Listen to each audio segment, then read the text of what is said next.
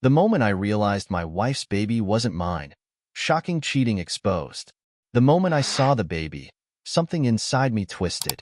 It wasn't the exhaustion of sleepless nights or the stress of becoming a new father. No, it was something deeper. The baby in my wife's arms, the one I was supposed to believe was ours, looked nothing like me. My chest tightened, and my breath caught in my throat. He had dark hair, almost jet black, while both Emma and I were blonde. I brushed it off at first, chalking it up to recessive genes or some fluke of nature. But the doubts didn't stop gnawing at me. As days turned into weeks, the feeling only got worse. Every time I cradled him, I would search his face for something familiar, some small feature that could tie him to me. But there was nothing. Nothing in the shape of his nose, his eyes. Not even the way he smiled looked like either of us. The unease bubbled beneath my skin, but I didn't want to believe it. Could it be? No, Emma would never. We had built a life together, a beautiful life. 6 years of marriage, full of love, trust, and dreams. I had never had a reason to doubt her until now. It was during one of those sleepless nights, sitting in the nursery and staring at the baby's crib, that the thought became too loud to ignore. What if he wasn't mine? My mind raced with questions, but I couldn't bring myself to ask her. What if I was wrong? What if I was just being paranoid? But the nagging voice inside wouldn't stop. I needed proof. The next morning, I could barely look Emma in the eye. She seemed so blissfully unaware, cooing at the baby as she changed his diaper. I stood in the doorway, watching her, my mind spiraling. I knew what I had to do. If I was going to get to the truth, I needed a DNA test. I felt sick about it. Going behind her back felt wrong, but I had no other choice. The suspicion was eating me alive. That afternoon, while Emma took the baby to her mom's for the afternoon, I made my move. My hands shook as I collected a sample from his bottle, carefully sealing it in the envelope. This was it. This would give me the answers I was too afraid to ask for directly. The days after sending in the test dragged on, every minute ticking by like an eternity. I found myself growing distant from Emma, even though she hadn't noticed. She was too busy with the baby, her entire world wrapped up in him. It only made me more paranoid. What if she had been hiding this all along? What if the baby wasn't mine, and she thought I'd never know? I started noticing little things. Her phone never left her side. She'd laugh at random messages, only to lock the screen when I walked into the room. Was I imagining it? Or had this been happening for longer than I realized? The doubts came in waves, crashing over me, pulling me under. When the envelope from the lab finally arrived, I stood at the mailbox for what felt like hours, staring at it. My hands trembled as I ripped it open, the paper cutting into my skin. I unfolded the letter, my eyes scanning the words so fast they blurred together. 99.9% probability that the child is not biologically related.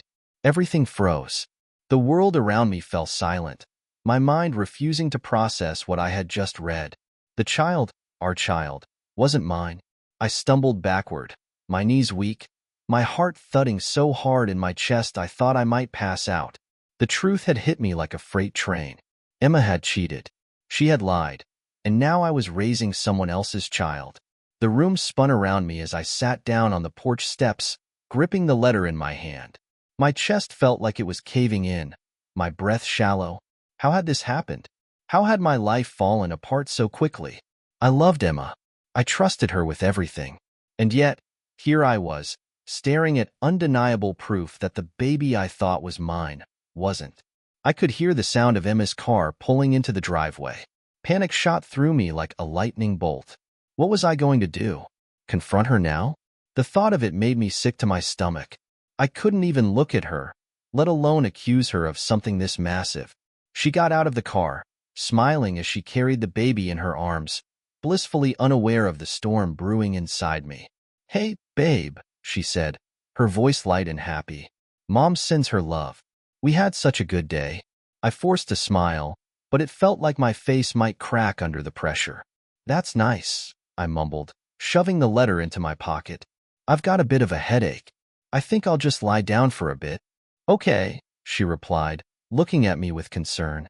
"Are you sure you're all right? You've seemed off lately." Off? That was the understatement of the century. Yeah, I'm fine, I lied, turning and walking into the house before she could press any further. Once I was in our bedroom, I collapsed onto the bed, my mind racing with the next steps. Should I tell her what I knew? Should I just leave?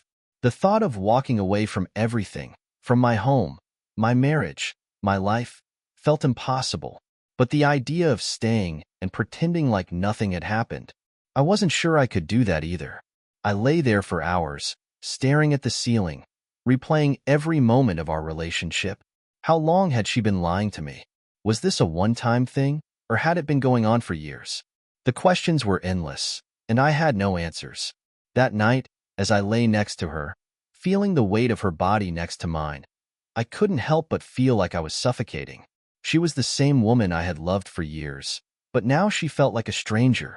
The space between us felt like an ocean, and I had no idea how to bridge the gap. I couldn't stay silent for long. I needed answers, and I needed them soon. The next morning, I woke up with a knot in my stomach. I knew I had to confront her, but the words were lodged in my throat like shards of glass. How do you even begin a conversation like that? Emma was in the kitchen, making breakfast, completely unaware of the chaos that was about to unfold. I stood in the doorway, watching her for a moment, my mind running wild.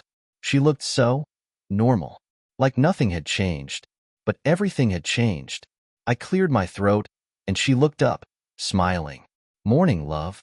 How did you sleep?" I couldn't do it. Not yet. The words just wouldn't come out. "Not great," I muttered, rubbing the back of my neck. I need to talk to you later, though." Her brow furrowed, concern flashing across her face. "What about?" "Later," I repeated, my voice flat. "I need to head out for a bit." I grabbed my keys and left the house before she could ask any more questions. I needed time. I needed space. More than anything, I needed to figure out how to handle this. I drove around aimlessly, the weight of the DNA results sitting heavy in my chest. My mind flickered between rage and heartbreak. Part of me wanted to scream, to rage at the world for what had been done to me. But another part of me just wanted to curl up in a ball and shut it all out. Hours passed, but no clarity came. Just more questions. I pulled into a park, sitting in the car with the engine off, trying to gather the courage to confront her. How was she going to react? Would she deny it? Try to twist the truth? The thought of her lying to my face made my blood boil. I clenched the steering wheel so hard my knuckles turned white. She owed me the truth. I deserved at least that much. I had to do it. I headed home, my heart pounding in my chest the entire way. When I walked through the front door, Emma was sitting at the kitchen table, the baby cradled in her arms. She looked up at me, her face pale. "You said you needed to talk," she said, her voice cautious. "What's going on?" I stood there, the air between us thick with tension. My throat felt dry, but I forced the words out. "I know," I said, my voice barely above a whisper. Her eyes widened. "Know what?" "The baby," I said, my voice growing stronger. "He's not mine." The room fell into a suffocating silence. Emma's face went ghostly white, her mouth opening and closing as she tried to find the words. But nothing came out. She just stared at me, as if the world had suddenly crashed down around her. Emma's eyes darted from me to the baby in her arms, her grip tightening around him like she was holding on to the last shred of her world. The silence stretched between us, growing heavier with each second. I couldn't take it anymore. "Say something," I demanded, my voice trembling with barely controlled anger. Her lips parted, but no words came out. She blinked rapidly, as if trying to wake up from a nightmare, and then finally whispered, "What do you mean?" "You know exactly what I mean," I said, stepping closer, my hands shaking. "I got a DNA test. He's not mine, Emma. You've been lying to me." The words hit her like a slap. She recoiled, her face contorting in a mixture of shock and guilt. You did a test? Without telling me?" "Don't turn this on me," I snapped, the anger I'd been holding back finally bubbling to the surface. "You cheated, Emma. You had an affair, and you've been lying to me for months, letting me believe that child was mine." Tears welled up in her eyes, but I didn't care. Not this time. She could cry all she wanted, but it wouldn't change what she'd done. "Please, just listen," she said, her voice shaking. "It wasn't supposed to happen like this. I didn't mean for—" "Didn't mean for what?" I interrupted, my voice rising. "Didn't mean for me to find out? Didn't mean to destroy our marriage?" She sobbed, clutching the baby to her chest like he was some kind of shield. "I was scared, okay? I didn't know how to tell you. I was afraid of losing everything. I made a mistake." "A mistake?" I repeated, incredulous. "This isn't just some mistake, Emma. This is betrayal. This is my life you've been playing with. I loved you. I trusted you. And you threw it all away." She shook her head, tears streaming down her face. "I didn't mean for it to go this far. I didn't. I thought maybe he was yours. I wanted to believe that." "Believe?" I spat, the rage rising in my throat. "How could you even think that was possible? You knew it wasn't mine. You knew." Emma broke down completely, sobbing into the baby's blanket. "I'm so sorry. I didn't want to hurt you." I stood there, staring at the woman I thought I knew, the woman I had built a life with, and I felt nothing but cold, seething anger.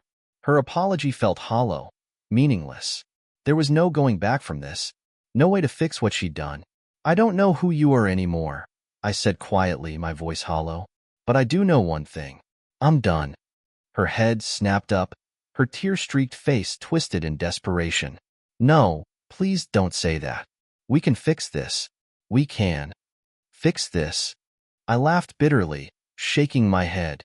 "There's no fixing this, Emma. You lied. You cheated. You let me raise another man's child. We're done." And with that, I turned and walked away, her sobs echoing behind me. My world had shattered, and there was no putting the pieces back together. I didn't stop walking until I reached the driveway. My hands trembled as I fumbled with my keys, my vision blurred by a whirlwind of emotions: rage, hurt, betrayal. As soon as I was behind the wheel, I slammed my fists against the steering wheel, a guttural scream escaping my throat. This wasn't just the end of my marriage. It was the end of everything I thought I knew. I drove for what felt like hours, aimlessly circling the city. The sun had begun to set, casting long shadows on the streets, but I barely noticed. My mind was stuck on a loop, replaying Emma's sobs, her pitiful excuses, the look of guilt on her face when I confronted her. How had I missed the signs? How had I been so blind? Eventually, I found myself at the edge of town, parked in a small, empty lot by the lake where Emma and I used to go when we first started dating. Back then, it had been a place filled with laughter and stolen kisses, where we'd talk about the future, about the kids we'd have someday. The irony wasn't lost on me. The very future we dreamed of was now gone, shattered by her betrayal. I sat there in silence, staring out over the water, feeling completely numb. My phone buzzed in my pocket, but I ignored it. I couldn't deal with her calls or messages. Not now. Not ever. I needed to clear my head, figure out what came next. What do you do when your whole life falls apart? When the person you trusted more than anything turns out to be a stranger? My chest ached with the weight of it all. I wanted to scream, to punch something, to make the pain go away. But I knew there was no quick fix for this. As the hours dragged on, my anger gave way to a deep sadness. I had loved her, really loved her. We had built a life together, shared everything. How could she have thrown that all away for whoever he was? I didn't even know. And the baby, God, the baby. It wasn't his fault. He was innocent in all of this. But how could I ever look at him the same way again? I couldn't just leave things like this. I had to go back, but not for Emma. I had to go back for the truth. I needed answers, real ones, and I wasn't leaving without them. With a heavy heart, I turned the car around and headed back home, bracing myself for the confrontation that awaited. When I pulled into the driveway, the house was dark. The only light came from the baby's room, a soft glow seeping through the curtains. I sat in the car for a moment, staring at the house that had once been a place of comfort. Now, it felt like a cage, a reminder of the lies that had been living within its walls. I took a deep breath and stepped out of the car. My footsteps were heavy as I walked to the door, every step filled with dread. What was I walking back into? Was she waiting for me, ready to spin more lies? Or would she finally tell me the truth? The front door creaked as I opened it, and the silence inside was deafening. I could hear the faint sound of the baby stirring upstairs, but there was no sign of Emma. I called her name once, twice, but there was no response. I found her in the living room, sitting on the couch, staring blankly at the floor. Her face was streaked with dried tears, her eyes hollow. She didn't even look up when I walked in. "Is he asleep?" I asked, my voice flat. She nodded, barely moving. I stood there for a moment, the weight of everything hanging between us. "We need to talk, Emma. No more lies. No more pretending. I need the truth. All of it." Her lips trembled as she finally looked up at me, her eyes filled with a mixture of shame and fear. "I'm sorry," she whispered, her voice cracking. "I never wanted this to happen." "That's not an answer," I snapped, my patience hanging by a thread. "How long, Emma? How long has this been going on?" She swallowed hard, her gaze dropping to the floor again. It wasn't supposed to be like this. It was a mistake. A stupid, terrible mistake. A mistake? I said bitterly. A mistake is spilling coffee, not sleeping with someone else and lying about it for months. Tears welled up in her eyes again, and she wiped at them with the back of her hand. "It was one night," she said, her voice barely audible. "One stupid night. I didn't mean for it to happen, and after that, I just couldn't bring myself to tell you. I thought maybe the baby was yours. I hoped it was." I laughed, but there was no humor in it. "You hoped? You knew, Emma. You knew the whole time, and you let me believe he was mine." She shook her head frantically. "I didn't know for sure. I swear, I didn't.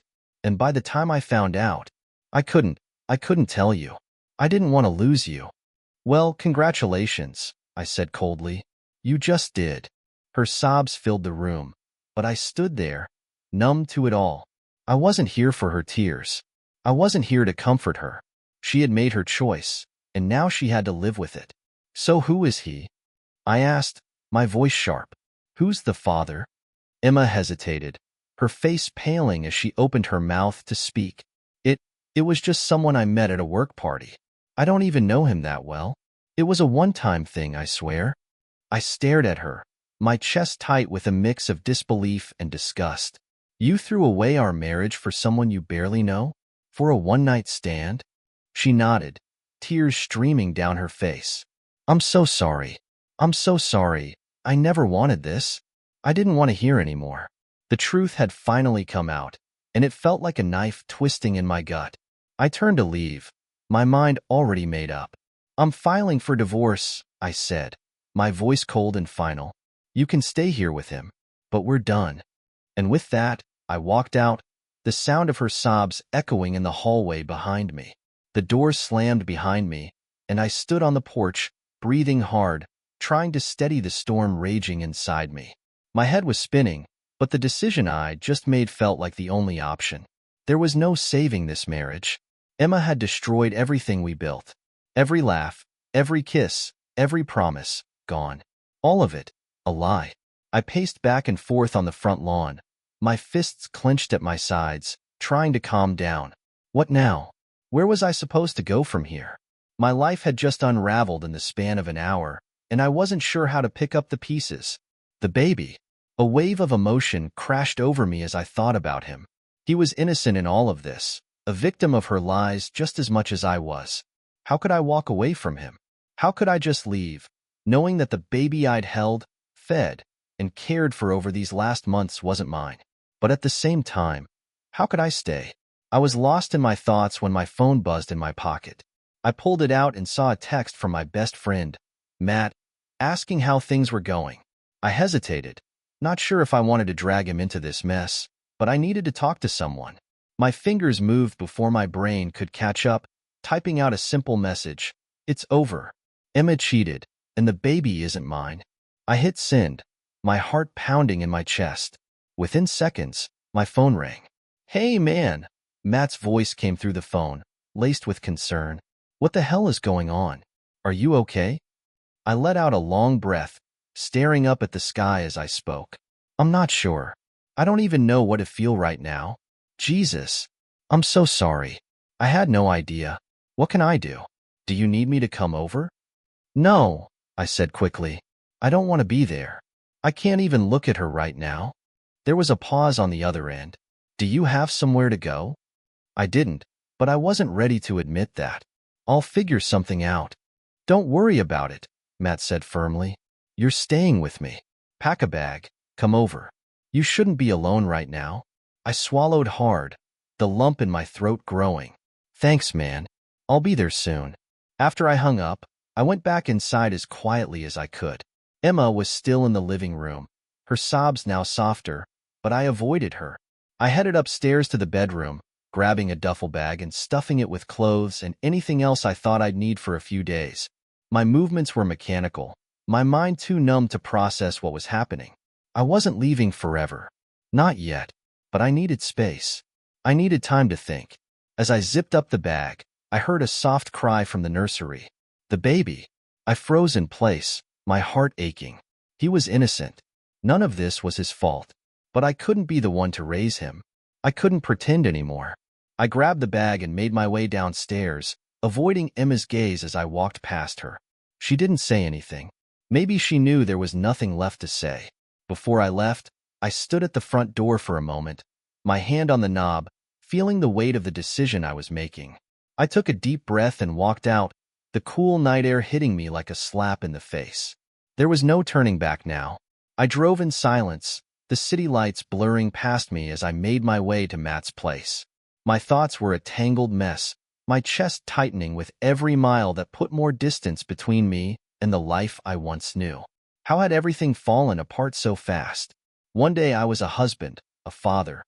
Or at least I thought I was, and the next, I was nothing but a man who had been lied to, betrayed, and left to pick up the pieces. When I pulled up to Matt's apartment, he was already standing outside, his hands in his pockets, waiting for me. I parked the car and stepped out, feeling the weight of everything I'd been carrying hit me all at once. Matt didn't say anything as I walked up to him, but the look on his face told me he understood. He pulled me into a quick hug, patting my back. Come on in, man. Let's get you settled. I followed him inside, my duffel bag slung over my shoulder. His apartment was warm and inviting, the kind of place that made you feel like you could breathe again. I dropped my bag by the couch and sat down heavily, running a hand through my hair. Matt sat across from me, his eyes full of concern. So, what happened? I sighed, leaning back against the cushions. I confronted her. She admitted it, said it was just a one-night stand with some guy from work, but the baby isn't mine. She let me believe it was for months. Matt's jaw tightened. Damn, man. I can't believe she'd do that to you. Neither can I muttered, rubbing my eyes. I feel like I've been living in some alternate reality, like I don't even know who she is anymore. Matt nodded slowly, taking it all in. What are you going to do? I already told her I'm filing for divorce. I can't stay with her after this. She betrayed me, Matt, and I'm supposed to be the one raising that kid? I don't know if I can do that. Matt leaned forward, resting his elbows on his knees. You don't have to decide everything right now. Just take it one step at a time. You're going through hell right now. It's okay to not have all the answers. I nodded, grateful for his words, but inside I felt lost. I don't even know where to start. I thought I had everything figured out. Now, I'm not even sure who I am anymore. Matt gave me a sympathetic look. You're still the same guy, man. You've just been dealt a really shitty hand. But you'll get through this. I know you will. I didn't respond. Part of me wanted to believe him, but another part of me wasn't so sure. The weight of the betrayal sat heavy in my chest, and I didn't know how I was ever going to move past it. We sat in silence for a while, the hum of the city outside the window filling the gaps where words failed. After a while, Matt stood up and grabbed 2 beers from the fridge, handing one to me. To starting over, he said, raising his bottle. I hesitated, then clinked mine against his. To starting over, I echoed, though the words felt hollow. I took a long drink, letting the cold bitterness wash over me. Starting over. The idea felt impossible, but I had no other choice. I couldn't go back. Not to the life I thought I had. Not to the lies. For now, all I could do was take it one day at a time. The next morning, I woke up on Matt's couch, my neck stiff from an uncomfortable night of tossing and turning. My mind had been racing all night, replaying everything that had happened. The confrontation with Emma, the look on her face when I told her I was filing for divorce. It all haunted me. I sat up slowly, running a hand through my hair. My phone was sitting on the coffee table, and the sight of it made my stomach churn. I knew there were messages waiting for me, probably from Emma, but I wasn't ready to face them yet. I needed more time, more distance. Matt emerged from his bedroom, rubbing his eyes. "Morning, man. How'd you sleep?" "Barely," I muttered, stretching out the knots in my back. My mind wouldn't shut off. "Yeah, I figured as much," he said, grabbing 2 mugs and pouring us coffee. "I've been thinking, maybe it's time you talk to a lawyer. Just to get the ball rolling on the divorce, you know?" I nodded, though the word divorce still felt foreign in my mouth. I never thought I'd be here, in this position. But Matt was right. I had to start thinking about what came next. I couldn't stay in limbo forever. After downing my coffee, I finally worked up the courage to check my phone. As expected, there were several missed calls and a handful of texts from Emma. My heart pounded in my chest as I opened the first message. "Emma asterisk, please, we need to talk. I know you're angry, but we can't just end things like this. We've built too much together. I'm sorry. I'll do anything to fix this." I scrolled through the rest of the messages, all variations of the same plea. She wanted to fix things, to talk, to somehow mend what was broken beyond repair. But none of it mattered anymore. There was no going back. I tossed the phone aside, not replying. I wasn't ready to hear her excuses again. Not yet. Later that afternoon, I called a lawyer, someone Matt recommended, and set up a consultation for the next day. I felt a little more in control after that, like I was finally taking the first steps toward getting my life back. But the emotional wreckage still weighed heavily on me. By the time the sun was setting, I found myself staring blankly out of the apartment window, lost in thought. I kept thinking about the baby. I had cared for him, loved him like he was mine, but now, I didn't even know how to feel. It wasn't his fault. He was just a baby, caught in the middle of Emma's lies. But every time I thought about him, it was like a punch to the gut. Matt sat down next to me, breaking the silence. "You're thinking about the baby, aren't you?" I nodded, not trusting myself to speak. "I can't imagine how hard that must be," Matt said quietly. "But whatever decision you make, just remember, it's okay to put yourself first right now. You're going through hell. You don't have to have all the answers." His words offered some comfort, but they didn't take away the pain. I wasn't just grieving the loss of my marriage. I was grieving the loss of the future I thought I had. And no matter what, that was going to take time. The next day, I sat in the waiting room of the lawyer's office, my knee bouncing with nervous energy. I couldn't believe I was here, about to discuss the end of my marriage. Everything still felt surreal, like I was stuck in some terrible nightmare that I couldn't wake up from. When the receptionist called my name, I followed her down a hallway to a small office. The lawyer, a middle-aged woman with sharp eyes and a firm handshake, introduced herself as Jennifer. She gestured for me to sit down, and I did, trying to suppress the anxiety building in my chest. "So," she began, looking over the notes she'd taken during our initial phone call, "you've decided to file for divorce. Do you want to go over the basics of how this will work, or are there specific concerns you'd like to address first?" I took a deep breath. I just don't know where to start. My wife cheated on me. She had a baby with another man, and she let me believe he was mine for months. I've told her I want a divorce, but I have no idea what comes next. Jennifer nodded, her expression serious. "I'm sorry to hear you're going through this, but I'll help you navigate it. First, let's talk about the child. Since you aren't the biological father, it will affect custody decisions. Have you thought about whether you want to pursue any form of custody or visitation rights?" The question hit me hard. Did I want to be part of the baby's life? Could I even handle that after everything I'd learned? I loved him, that much I knew, but he wasn't mine. Every time I looked at him, it would be a reminder of Emma's betrayal. I don't know, I admitted, my voice strained. Part of me wants to walk away. It's too painful, but I also don't want to abandon him. None of this is his fault. Jennifer gave me a sympathetic look. It's a difficult situation, and you don't have to make that decision right away. The legal process will take time, so you'll have space to figure out what's best for you emotionally. For now, we'll focus on filing for divorce, dividing assets, and addressing any legal issues with the child's paternity. I nodded, feeling a little better knowing I didn't have to make that choice today. Still, the weight of the decision lingered in the back of my mind. We spent the next hour going over the basics, how assets would be divided, how to handle the house, and what to expect once the papers were filed. I tried to focus on the logistics, but it was hard not to get overwhelmed by the reality of what was happening. By the time I left the lawyer's office, I had a clearer picture of the road ahead. It wasn't going to be easy, but at least I had a plan. I had taken the first steps toward cutting ties with Emma, and in a way, it was freeing. But as I drove away, the emotional toll of everything hit me again. No matter how many legal steps I took, nothing could undo the hurt. The betrayal was always going to be there, gnawing at me.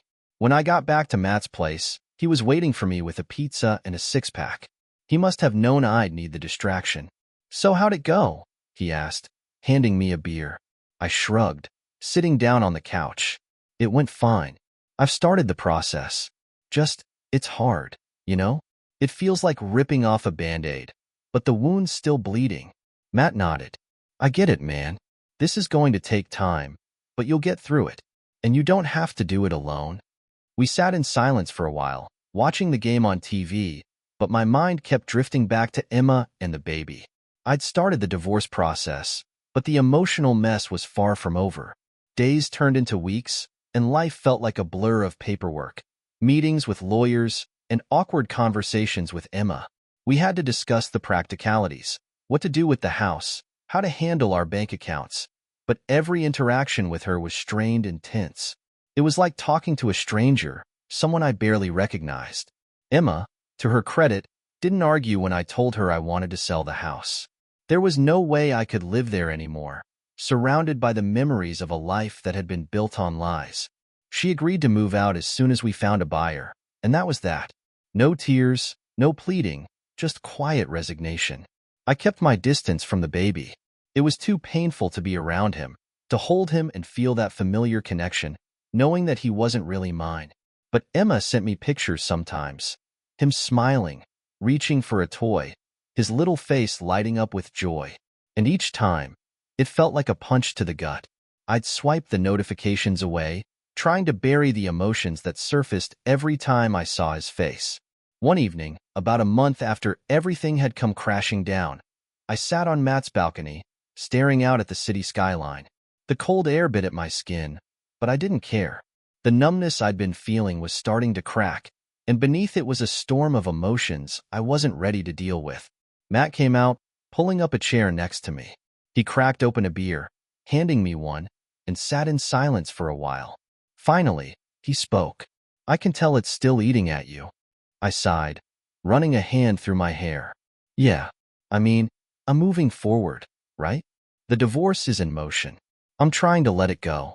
But every time I think about him, about the baby, I don't know what to do." Matt gave me a sympathetic look. "It's not easy, man. You're in a tough spot. You loved that kid like he was yours, and now everything's changed. But that doesn't mean you're heartless for stepping back. You have to protect yourself too." "I know," I muttered, taking a long drink, "but it feels wrong. He's innocent in all of this. I've been a part of his life since day one, and now I'm just walking away." Matt leaned forward, his expression thoughtful. "Maybe you don't have to walk away completely.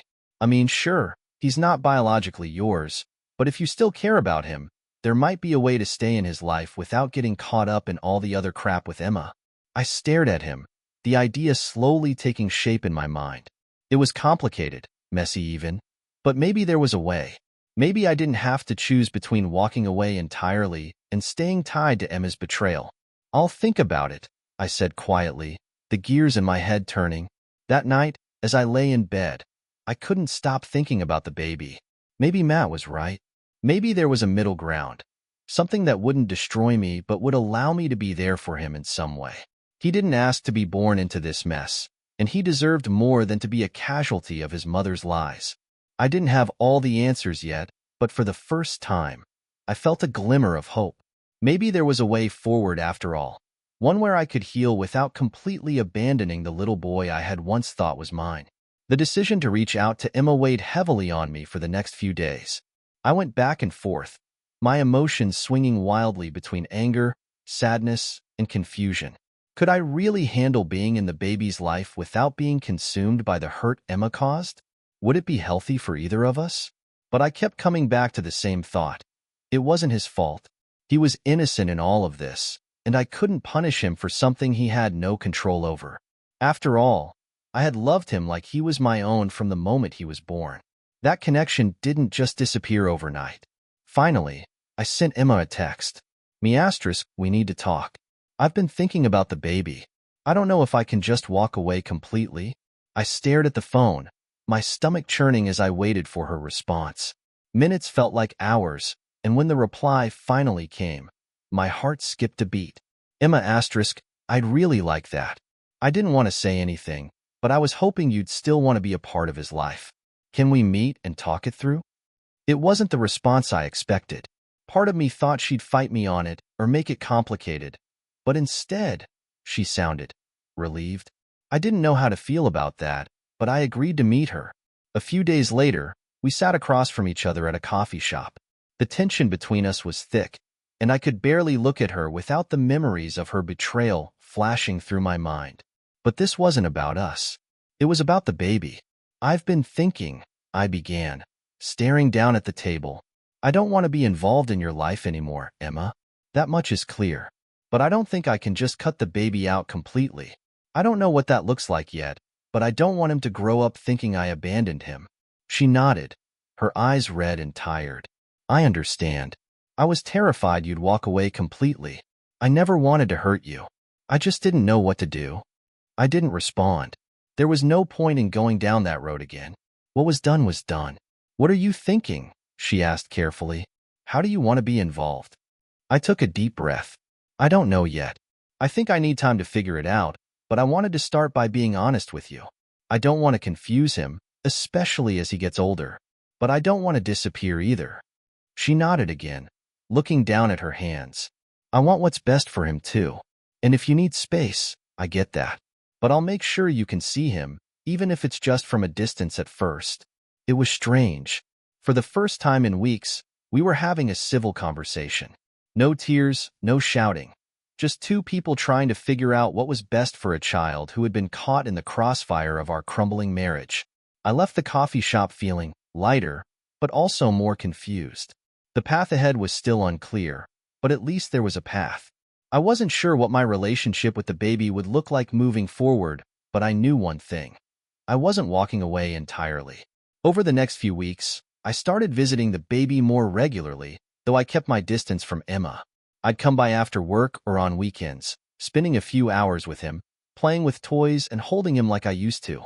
Each visit chipped away at the wall I'd built around my heart, but it didn't erase the hurt. He wasn't mine.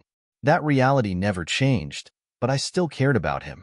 And as much as I hated what Emma had done, I couldn't let my anger be the thing that dictated the rest of his life. The more I visited, the clearer it became that I needed to find some sort of middle ground. Something that wouldn't tear me apart, but would still give him a sense of stability. I wasn't his father, but I wasn't a stranger either. It was complicated, messy, but at least I was trying. The visits with the baby started to feel more natural, even if the weight of the situation still hung over me like a shadow. Each time I saw him, I reminded myself that he wasn't to blame, that he was just a little boy who needed love and care. And slowly, I began to focus less on the circumstances of his birth and more on the fact that I had been there since day one. That had to count for something. Emma stayed out of the way during my visits, which made things easier. We kept things cordial, exchanging polite greetings, but nothing more. It was a fragile piece, and I wasn't ready to break it by diving into the mess of our failed marriage. There would be time to deal with that later, if ever. One afternoon, as I was leaving after spending time with the baby, Emma stopped me at the door. Her face was serious, her eyes searching mine for something. I braced myself, wondering if we were about to have the conversation I'd been avoiding. I just wanted to say thank you, she said quietly, her voice thick with emotion, "for not abandoning him. I know how hard this is for you, and I don't deserve your kindness after everything I've done. But thank you." I didn't know what to say. Part of me wanted to lash out, to remind her that it was her lies that put us in this position. But another part of me, the part that was exhausted from all the anger, just nodded. "I'm not doing it for you, Emma," I said, my voice steady. "I'm doing it for him, and I'm doing it for me. Because walking away would have destroyed me too." She nodded, tears welling up in her eyes, but I didn't wait for more. I stepped out the door and closed it behind me, feeling a strange sense of closure, even though nothing was truly resolved. The days turned into weeks, and the divorce paperwork moved forward.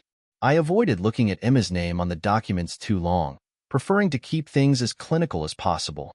We were dividing everything up, the house, the finances, the future we'd planned. And the process was both painful and oddly freeing. One evening, Matt and I sat on the couch, watching a game. My mind, as usual, was drifting back to the baby and the decisions I still had to make. I hadn't told Matt much about the visits, about how I was trying to figure out what my place in the baby's life would be. "So, how's everything going with the divorce?" Matt asked, breaking the silence. "Good, I guess. As good as it can be," I said, taking a sip of my beer. "I'm visiting the baby regularly now. I'm still figuring out what that looks like long term, but I think I'm getting there." Matt nodded, giving me a supportive glance. "That's good. I'm glad you're figuring it out. You've always had a good head on your shoulders. Just remember to take care of yourself, too." "I will," I promised, though a part of me wondered if that was true. I was so focused on the baby, on making sure he wasn't abandoned, that I hadn't stopped to think about what I really wanted or needed. After the game, I found myself standing on the balcony again, staring out at the city. The cool air felt good against my skin, clearing my head. I was at a crossroads. I could continue as things were, visiting, staying involved, but always at arm's length. Or I could decide to move on entirely, cut ties, and truly start over. Neither option felt perfect. Both carried their own kind of pain.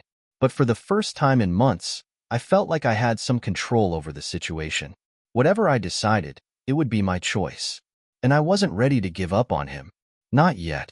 A few weeks later, the final divorce papers arrived. I sat at Matt's kitchen table, staring down at them, feeling a strange mix of emotions. This was it, the official end of my marriage, of the life I thought I'd have with Emma. But along with the sadness, there was also relief.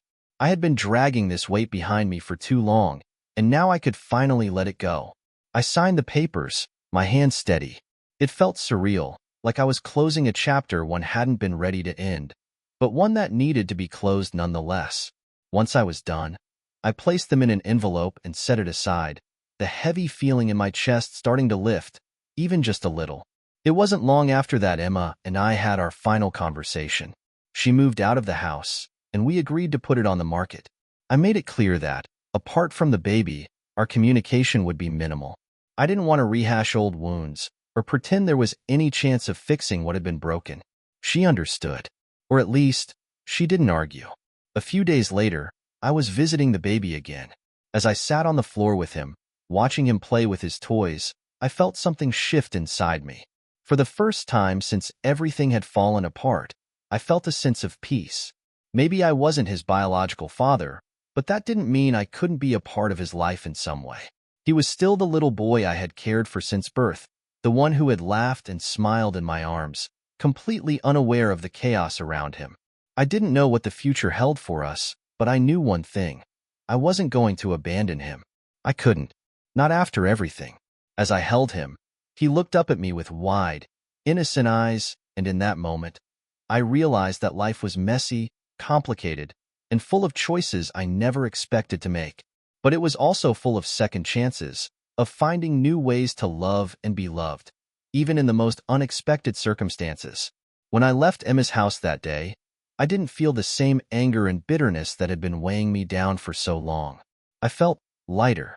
I didn't have all the answers yet, but for the first time, I felt like I was on the right path. A path where I could heal, where I could move forward, and where I could still be a part of that little boy's life, even if everything else had changed. As I drove away, the sun setting on the horizon, I allowed myself a small smile. The road ahead was uncertain, but it was mine to walk, and I was ready. Have you ever had to rebuild your life after a betrayal? Share your story in the comments below. And don't forget to like and subscribe for more stories like this one.